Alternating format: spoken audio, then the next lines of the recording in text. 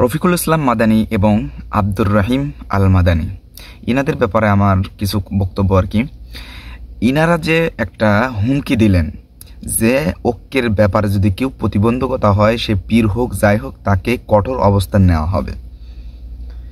এই কথাটা কিসের পরিপ্রেক্ষিতে? ফয়জুল করিম তিনি একটা কথা বলছেন ফরিদউদ্দিন মাসুদকে নিয়ে। এই বিষয় নিয়ে তেনারা একটা উস্কানিমূলক একটা বক্তব্য দিলেন।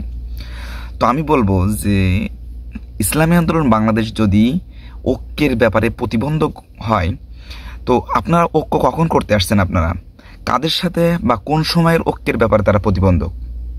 আমার কাছে প্রশ্ন এটা। আপনার রফিকুল ইসলাম মাদানী অথবা আব্দুর রহিম আল মাদানী, আপনারা কি কখন ঐক্য করতে গেছেন? আপনারা কি ঐক্য করতে গেছেন যে যাওয়ার পরে সেই ঐক্যের ব্যাপারে বাধা হয়েছে? বরঞ্চ ইসলামী আন্দোলন বাংলাদেশ ঐক্যের জন্য তারা বিভিন্ন সময় বিভিন্ন ধরনের বক্তব্য তারা এই মানুষের মাঝে ছড়ে দিয়েছে, কিন্তু আমরা সেটাকে গ্রহণ করতে পারিনি। আমরা নিজের অবস্থানকে আমরা নিজের জায়গাতেই রেখেছি, কিন্তু তাদের যে কথাটা, তাদের যে বক্তব্যটা, এই বক্তব্যটাকে নিজেরা না বুঝে আমরা সেটাকে গ্রহণ না করে আমরা কি করছি, নিজেদেরটাকে নিজেরাই ধরে রাখছি। এটাই তো আমার ইসলামী আন্দোলন বাংলাদেশ পছন্দ হয় না। তাই দেখা যাচ্ছে কি যে আমি এইটার ব্যাপারে ভুলগুলো আমি ধরতে শুরু করি।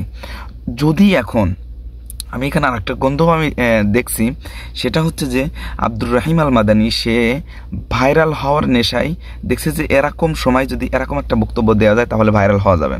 তো এই যে একটা বিষয়গুলো নিয়ে আরও বহুত বক্তব্য এখানে আসছে। তো রফিকুল ইসলাম মাদানীর একটা বিষয়ে আমি বলি, জেলের ভিতরে যখন ওনাকে রিমান্ডে নিয়ে যখন বিভিন্নভাবে টর্চার করা শুরু করলো, তখন তিনি কিছু ওলামা ইকরামের নাম দিয়েছিলেন। তো সেই ওলামা ইকরামের নামের পরিপ্রেক্ষিতে আলেমদেরকে কিন্তু গ্রেফতারও করা হয়েছিল।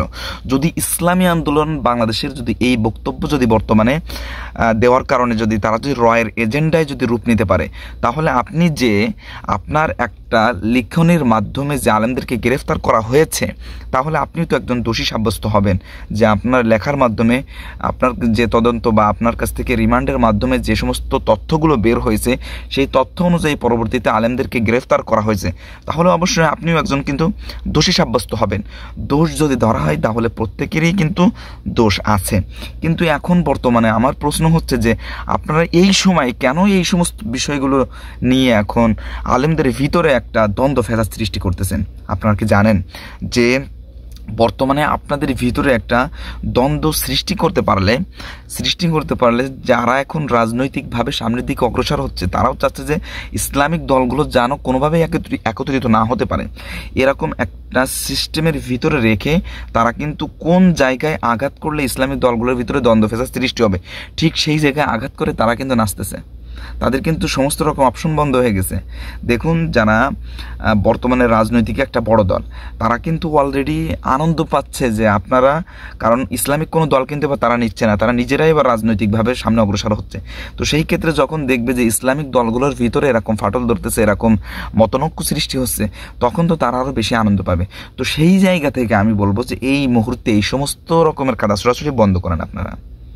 আপনারা এই সমস্ত রকমের কাদা ছোড়াছুড়ি বন্ধ করেন, কারণ যদি হাত যদি দেওয়া হয় প্রত্যেকেরই কিন্তু সমস্যা আছে।